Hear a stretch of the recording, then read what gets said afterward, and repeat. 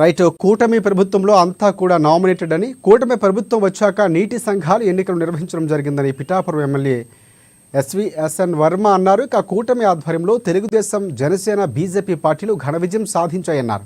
కూటమిలో 3 పార్టీలు ఒకే మాట మీద నిలబడి నీటి సంఘాల గెలవటం జరిగిందని కూడా చెప్పుకొచ్చారు. ఇక గెలుపొందిన అభ్యర్థులు వర్మ పూలమాలలు వేసి శాలువాతో ఘనంగా సత్కరించారు.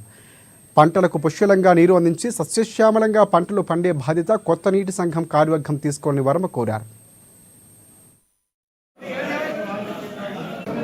ఎలక్షన్లు ఎప్పుడు లేవు, అంతా నామినేటెడ్. కానీ చంద్రబాబు నాయుడు గారు కూటమి ప్రభుత్వం వచ్చాక రాష్ట్ర వ్యాప్తంగా ఎలక్షన్ ఈరోజు పెట్టడం జరిగింది. ఎక్కడికక్కడ తెలుగుదేశం పార్టీ 100% రాష్ట్ర వ్యాప్తంగా గెలవడం జరిగింది. అందులో భాగంగా పిఠాపురం నియోజకవర్గంలో కూడా కూటమి ఆధ్వర్యంలో తెలుగుదేశం పార్టీ, జనసేన, బీజేపీ సంబంధించి 3 పార్టీలు కూడా ఘన విజయం సాధించారు. తెలుగుదేశం ప్రెసిడెంట్ ఉన్న చోట Janasena vice president, Janasena president ఉన్న చోట తెలుగుదేశం వైస్ ప్రెసిడెంట్, అలాగే బీజేపీ ఉన్న చోట తెలుగుదేశం వచ్చి జనసేన వచ్చి వైస్ ప్రెసిడెంట్. ఆ విధంగా ఒకే మాట మీద నిలబడి సంఘాలు గెలవడం జరిగింది.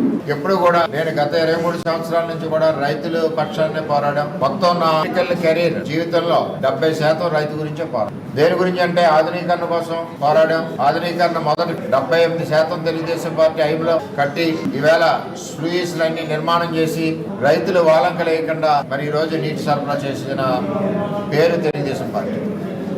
అలాగే ఎండిపోతున్న పొలాలకి పురుషోత్తపట్నం తీసుకు